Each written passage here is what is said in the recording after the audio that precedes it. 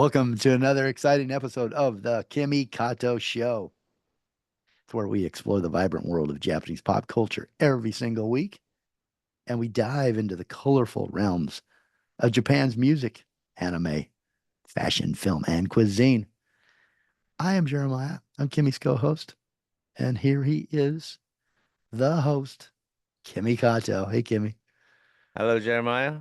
How are you? How have you been, my friend? Very good. Very good. How's your week? How was your Thanksgiving week? Thanksgiving. Yeah, wow. I can't believe it's already Yeah, been. going gone. I'm already almost forgetting about it. It's in the Yeah. rearview mirror, and Christmas is straight ahead. It was really good. I didn't really do much. We just had the small family over. Uh, Only negative, I got a little cold, as you can probably hear right Oh now no. over the week, and I didn't have a voice this morning, so I'm happy right now that it came back. Well, I'm glad that your voice is We back. got such a special guest. That's who we're Yes. talking to today. Yeah, and you might have noticed we're in a different location today. We are a traveling radio show. So today Official we live have a broadcast. special guest who works in the world of katana, the traditional Japanese sword. So no, not pop culture this week, but more traditional Japanese culture. He is a Japanese sword specialist, also known as a katana appraiser, uh, and a renowned expert in Japanese swordsmanship. Please welcome Mike Yamasaki.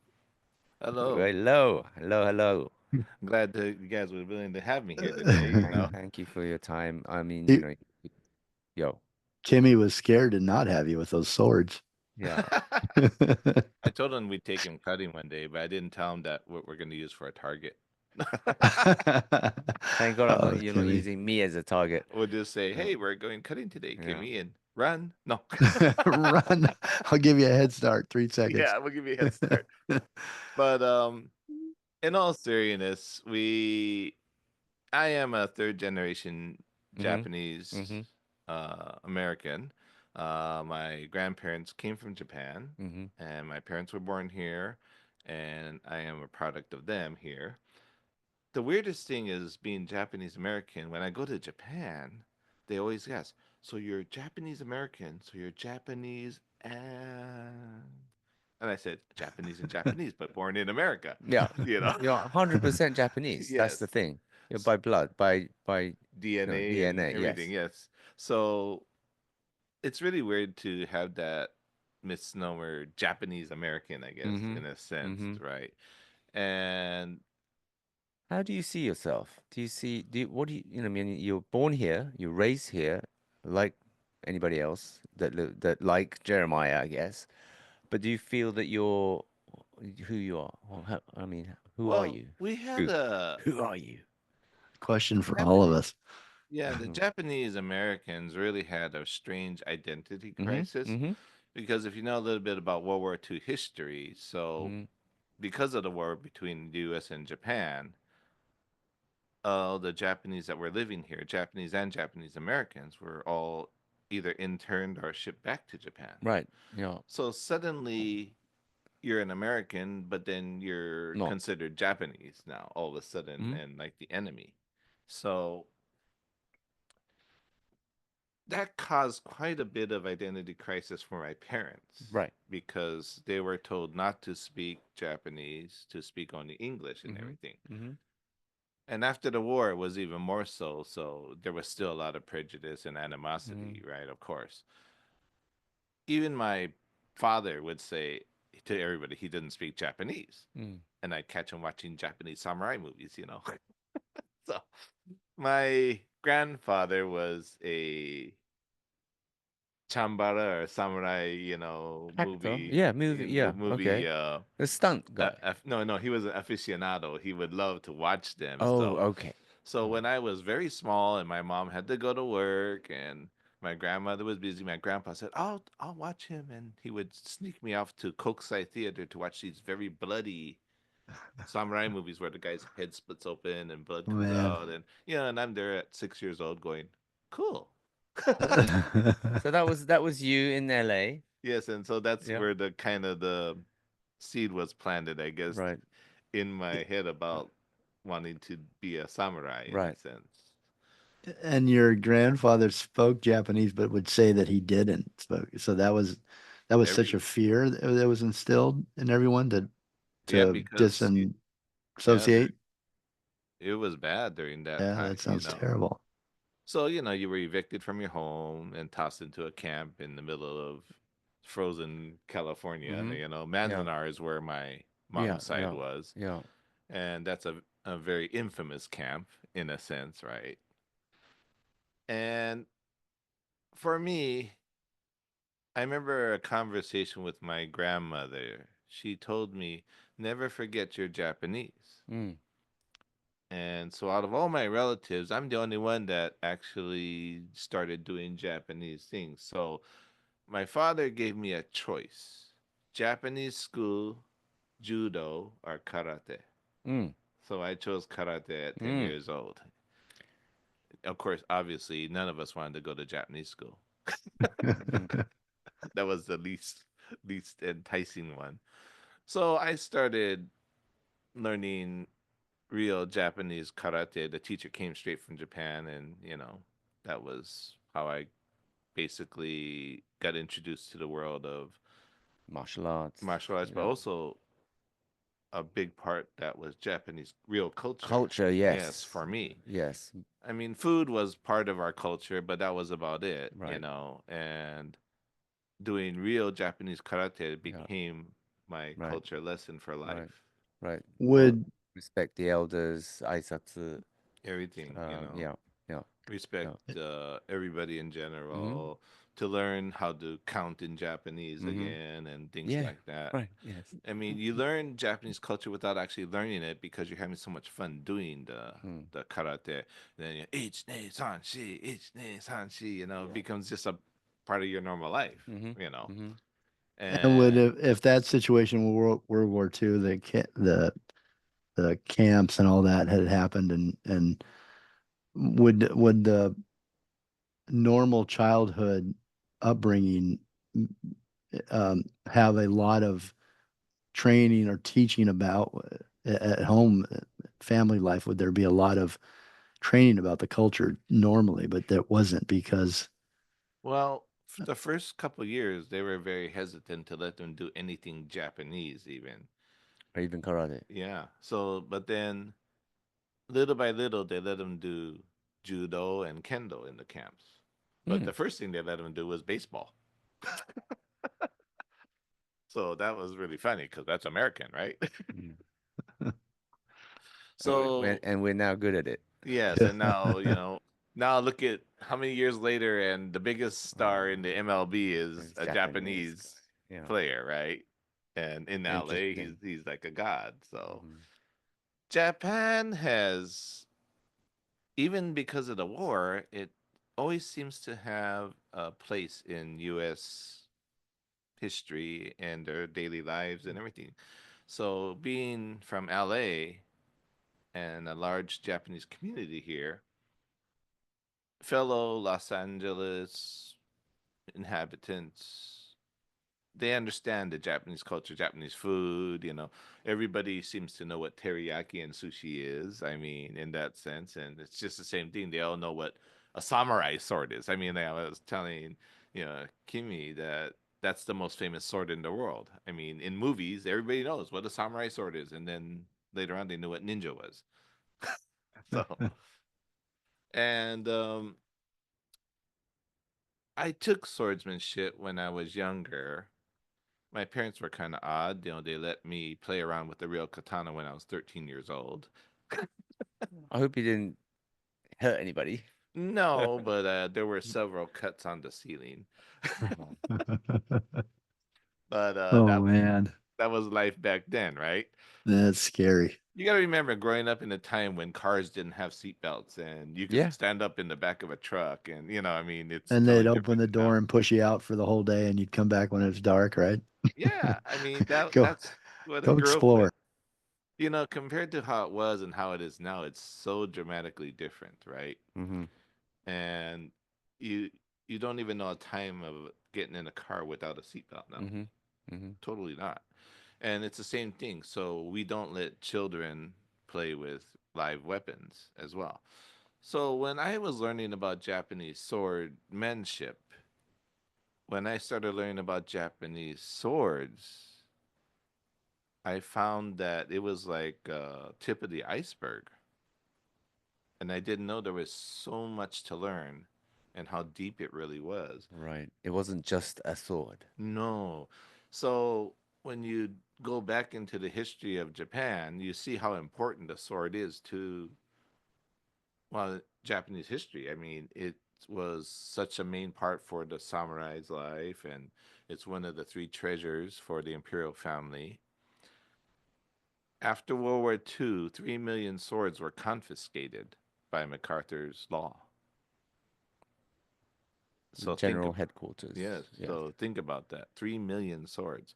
So 3 million swords, actually there were more. 3 million swords are known to be estimated to have left Japan after the war as souvenirs. That is the only time in Japanese history when there were more swords outside of Japan than in Japan. Mm. That's Real crazy. swords. That's Right. crazy, right? When you Mm-hmm. think about it, right? So I spent years talking to MIS guys, military intelligence guys. They were Japanese that were hired to be translators and in communicate with the locals to the military.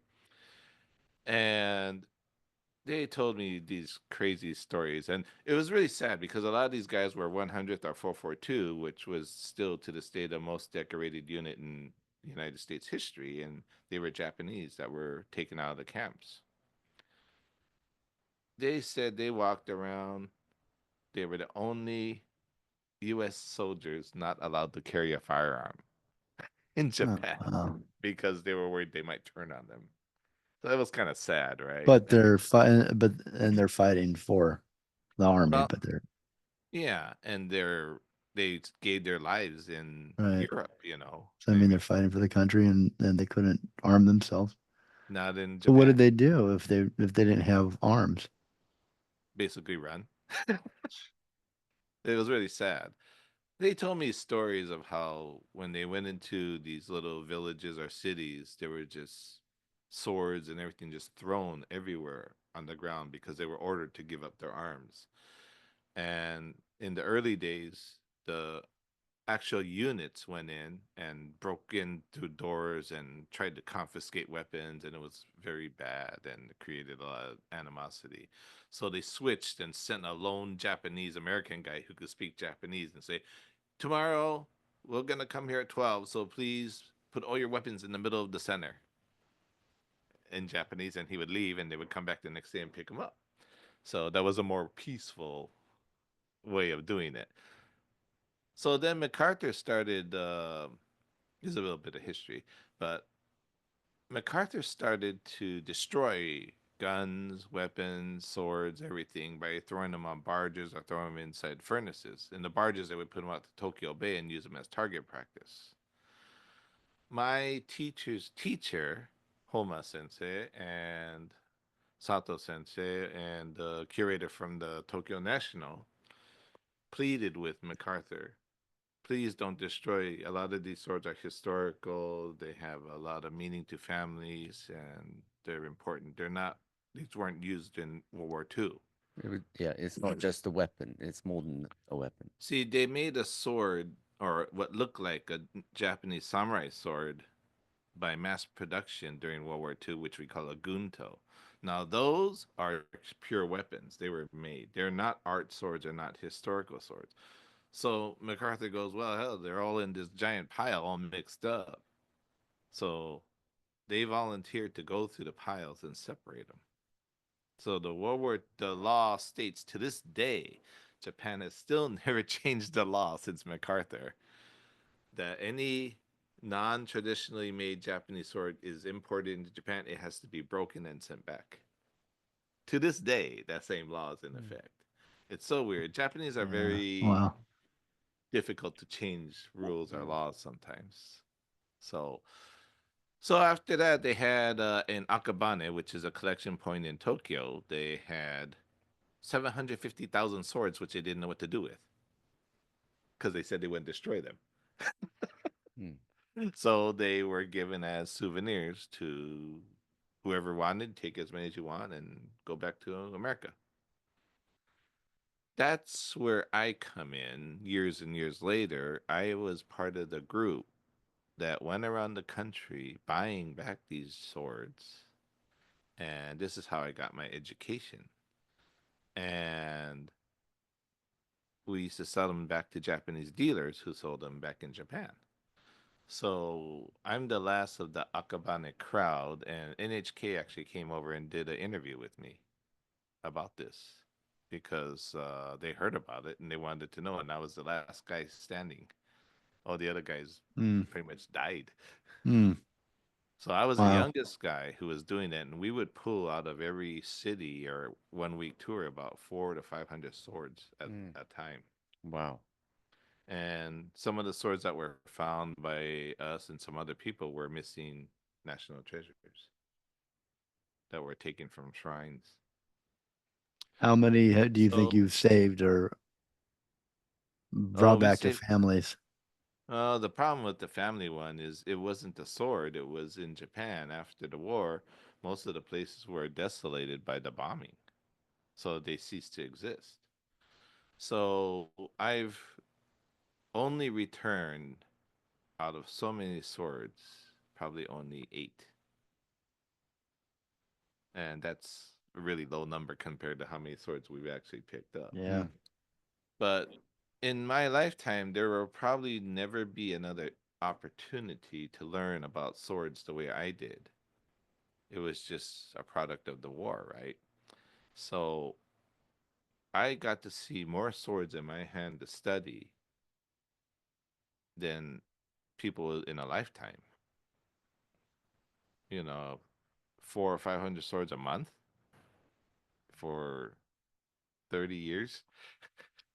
Sounds like a really good documentary, You know, to just follow the story.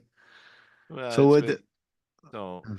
I learned about Japanese swords from the dealers who come over and they would teach me, so they would show me so I know which better ones to buy as well. So little by little, then they asked me to come to Japan to further my study. And that's how I got on the track to study about appraisal in Japan called Kante. And that's how I got thrown to the wolves by entering the contest by the Japanese Sword Museum. Right. do you have an apprentice or are you passing this on, or is that something that you have time for? Is this something that you would like to see continue? Oh, I definitely would like to see it continue. But the problem is, it's just like anything with Japanese traditional culture now. A lot of people don't want to do sumo. They don't want to do sword making. They don't want to do sword polishing because it's hard and they can't make big money doing it.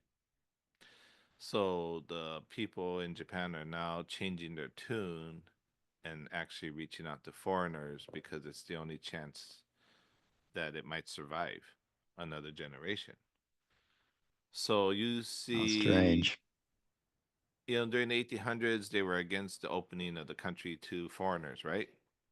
Well, Edo, now, Edo period. Yes. yeah, but now the doors are wide open and they're looking for people to keep Japanese Mm. culture alive. So I chose to really dive into this, not just as a dealer in a sense, but more as an educator. And we started a nonprofit just to support Japanese traditional culture in America. And we use the swords as the bait because everybody wants to see swords. And then we introduce kimono, tea ceremony, martial arts, and everything to people. So with swords, we could do swordsmanship too. So it kind of goes hand in hand, right? So when we do the exhibition in any museum, we always do a culture day. So we take our whole crew over there. I'll do cutting and swordsmanship. You can try on real armor, kimono, and do real tea ceremony and meet a real polisher.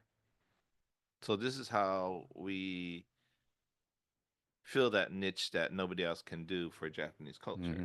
I guess. Food is the best way to spread culture, obviously. We're like the My second or favorite. third tier, right? So I learned a lot about Japanese culture myself by going to Japan to learn about swords. I learned about food. I learned about manners,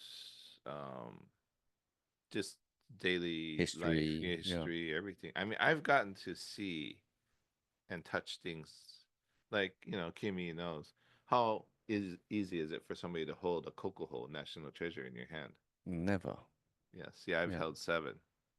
Which is a national treasure, which normally you would never have the opportunity to touch, or even, maybe see it once in a once in a blue moon. Yeah, I Yeah. mean, a national. It's like, Yeah. They won't even present it normally. They won't show it, yeah, right? Yeah. no. See, that's the whole thing. Or if it Yeah. is, it's under glass. Yeah. But to actually hold one No, and that's study probably it, yeah. I mean, here I can't touch anything close to a national treasure in my own, Mm. technically my own country. But in Japan, I get to handle national treasures, important art objects, and whatnot. But it's the people I've learned are the treasures. Mm. My teacher, some of the big dealers I know. I mean, I've met several famous chefs, and I'm the guy who taught the guys at Cube. I met him, Mm. Mm. Right. which is a Right. famous sushi Sushi restaurant. place. Yeah. But I met the guy who taught them, and you know, talking to these people, that's a treasure. Right. I think part of why Mike has been able to do that is because Mike has achieved a groundbreaking milestone by becoming the first and only All Japan Appraisal Champion, right? Yes. Outside of Japan. He's the only guy that's non-Japanese, although he's Japanese. He's American citizen. Non-Japanese person who's won the All Japan Appraisal competition in Japan. How hard is that if you don't know? I mean, were you able to speak Japanese? Well, I speak But sword lingo right, enough, but you have to learn the kanji and the how you names read it and the and Yeah. the What names. names. is a part of that process that you won that award that, what are the rules? Let me get a Yeah. prop here. Well, Well, Kimmy, would you want to take a quick break? yeah. Okay. On that Meantime, note, while he goes, Mike yeah, gets his we sword. will we will take a quick break. So today we are airing My Girl by The Temptations. Now, why did you choose that, Mike? What was the choice behind that? My daughter has a great influence on my music. Great. Well, here it is. My Girl by The Temptations. And you're listening to the Kimi Kato Show.